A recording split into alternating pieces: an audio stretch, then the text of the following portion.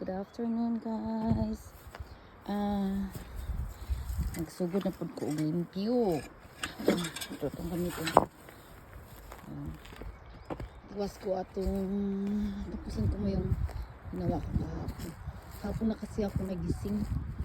Kaya ito na lang ako mag-work. Kasi po malamig naman din. Malamig pa rin. Itong trabaho ko. Okay.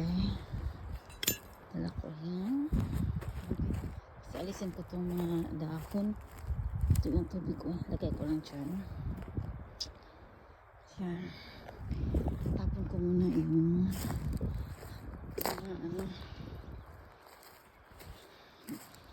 kahapon ginagawa ko po dito. Ano ko yung mga sanga na hulog. Tagal na to kasi dito eh.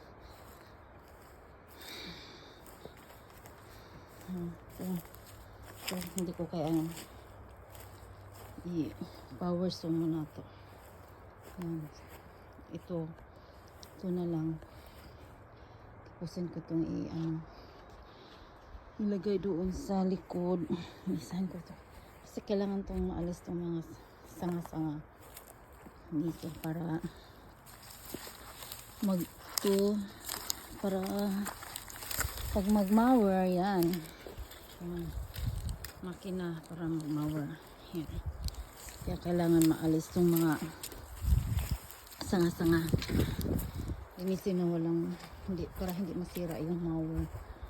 At yan yung dami yung puminak po yung mower kasi yung asawa ko not feeling well, kaya ako lang muna ang maglilinis.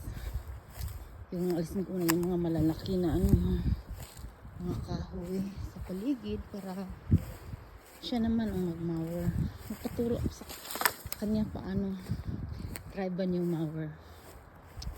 Excited din ako maristuin ito. Kailangan kong itabi para pag mag-mower hindi masira yung mower. Tuloy-tuloy na lang. Ang laki pa ng namin gagawin to.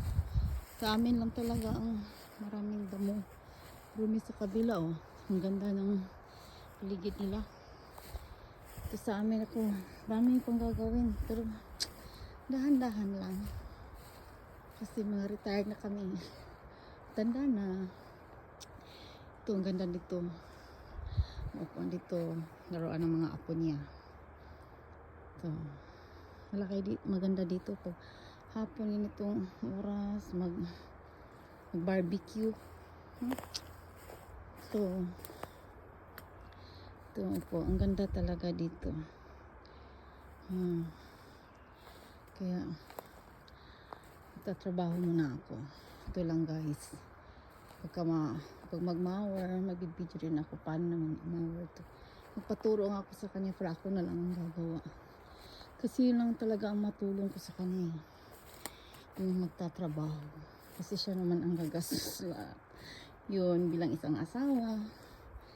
So tulong-tulong na rin yun, kasi hindi pwedeng magbayad dito. Mahal na magbayad ka na magtrabaho, hindi katulad sa Pinas na pwede mo lang iutos, kunti lang babayan. Dito hindi pwede kasi masyadong mahal ang bayad, kaya ibabayad niya, yun na lang sa akin kasi siya naman ang gumastos para sa mga anak ko rin.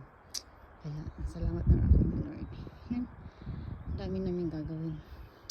Kaya yan lang guys, magtatrabaho muna ako. Thank you for watching.